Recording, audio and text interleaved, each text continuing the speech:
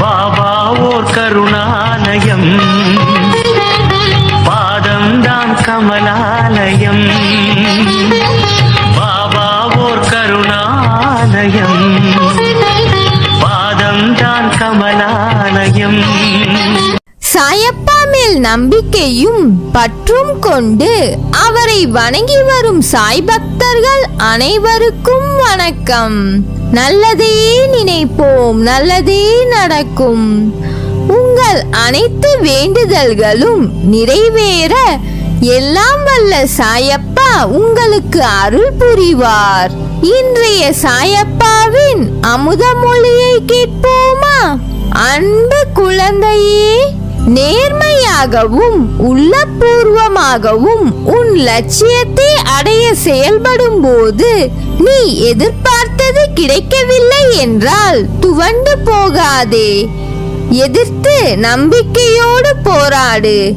வாய்ப்பு கிடைக்கும் போதே பயன்படுத்திக் கொள்.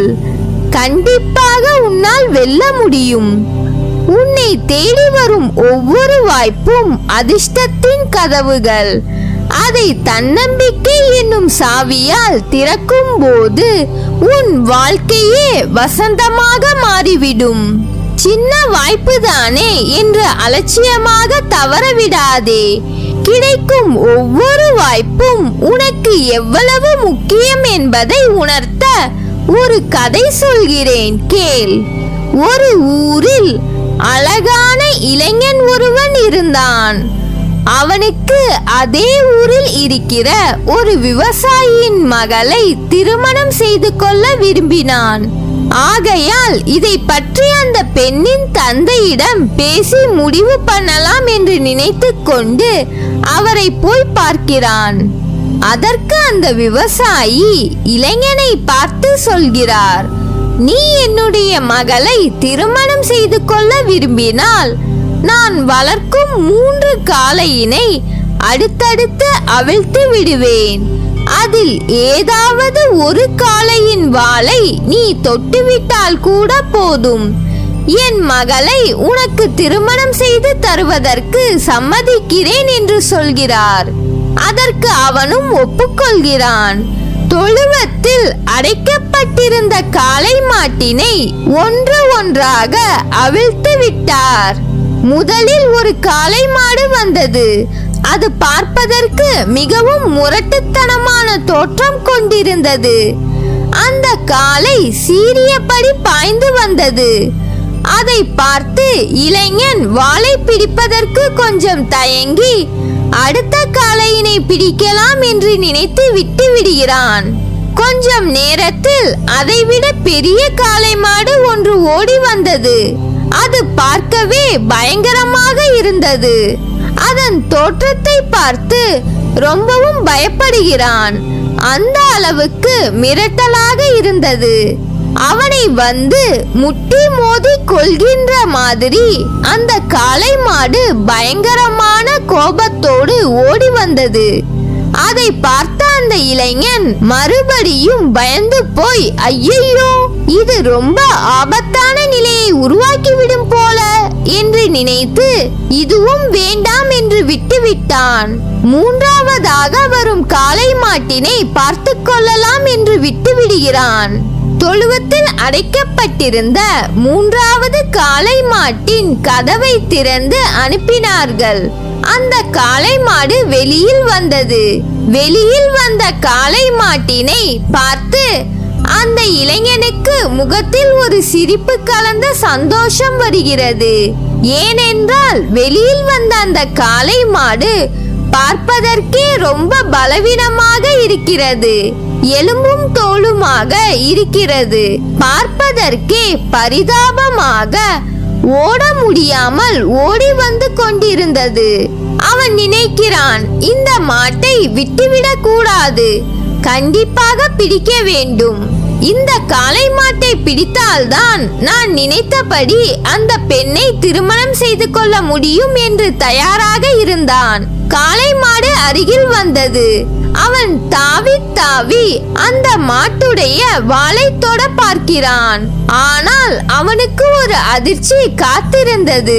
அது என்னவென்றால் அந்த காளை மாட்டுக்கு வாலே கிடையாது. எல்லா வாய்ப்புகளையும் இழந்து வாலில்லாத மாட்டுக்கு முயற்சி செய்து அந்த வாய்ப்பினையும் இழந்து விட்டான். நமது வாழ்க்கையும் இப்படிதான்.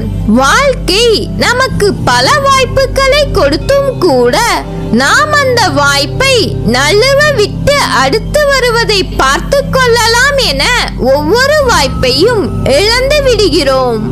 கடைசியில் நமக்கு எந்த ஒரு வாய்ப்பும் வரவில்லையே என்று புலம்புவதை விட வாய்ப்பு கிடைக்கும் தருணங்களில் வாய்ப்புகளை சரியான முறையில் பயன்படுத்தினால் நாம் வெற்றி அடைவது நிச்சயமே. நமது வாழ்க்கையும் இப்படிதான். அது பல வாய்ப்புகளை நமக்கு வழங்குகிறது.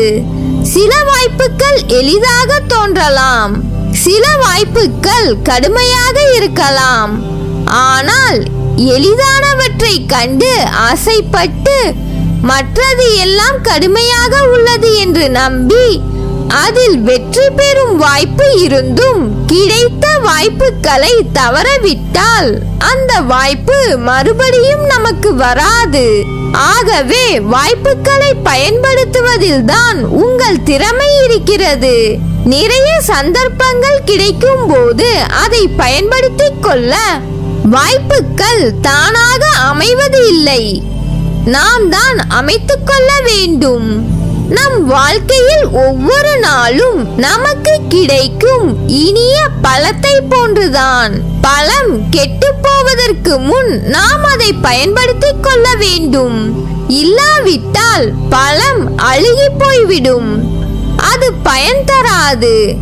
அதுபோல் இன்றைய தினத்தை நாளைக்கோ அல்லது நாளை மறுநாளுக்கோ பயன்படுத்திக் கொள்ள முடியாது. வாழ்க்கையில் வெற்றி பெற்ற மனிதர்கள் ஒவ்வொருவரும் ஒவ்வொரு நாளையும் முழுக்க முழுக்க பயன்படுத்தி கொண்டவர்கள்தான். உதாரணமாக ஒரு வாழை மரத்தின் இலை, தண்டு, மட்டை, சருகு, பூ, காய், கனி என அத்தனையும் மனிதர்கள் பயன்படுத்திக் கொள்வதைப் போல் வெற்றி பெற்ற மனிதர்கள் ஒவ்வொரு நாளில் காலை, பகல், மாலை, இரவு என ஒவ்வொரு பொழுதின் ஒவ்வொரு மணித்துளியையும் பயன்படுத்தி கொண்டவர்கள்தான் என்பதை உணர்ந்து நமக்கு கிடைக்கும் வாய்ப்புகளை பயன்படுத்தி கொண்டு நாமும் வெற்றியாளர்களாக உருவாக வேண்டும். ஒருவருக்கு ஊக்கத்தையும் உற்சாகத்தையும் கொடுக்கும் போது அவர்களால் எதையும் சாதிக்க முடியும் என்கின்ற தன்னம்பிக்கை உருவாகுகிறது. தன்னம்பிக்கையுடன் அனைத்தையும் சகித்துக் கொண்டு கடந்து வா. கவலை எதற்காக? எதற்காக இந்த பயம்? நான் இருக்கிறேன். கஷ்டம் என்பது எல்லோருக்கும் வருவது. அதன் பிடியில் இருந்து யாரும் தப்புவதில்லை. இதை நீ தெரிந்தும் உணராமல் இருக்கிறாய்.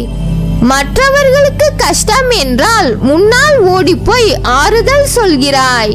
இப்போது உனக்கு கஷ்டம் வந்ததும் ஆற்றாமல் ஏதோ நினைத்து கொண்டு வாழ்வில் பிடிப்பில்லாமல் இருக்கிறாய். பிறந்தது முதல் தொல்லைகளுடனும் கஷ்டங்களுடனும் வாழ்கிறேன், என்னை மீட்க யாரும் இல்லையே என புலம்புகிறது உன் மனம்.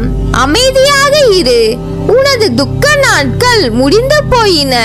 நீ விரைவில் அனைத்து இன்பங்களையும் பெறுவாய். உனது வேண்டுதல் கேட்கப்பட்டது, அது நிறைவேறியே தீரும். என் வார்த்தைகள் மீது நம்பிக்கை வைத்து செயல்படு. உன் அம்மாவாக அப்பாவாக என்றும் துணை இருப்பேன். நல்லதே நடக்கும். நீ என் பரிபூர்ண அருளும் ஆசீர்வாதமும் அன்பும் பெற்ற என் செல்ல பிள்ளை.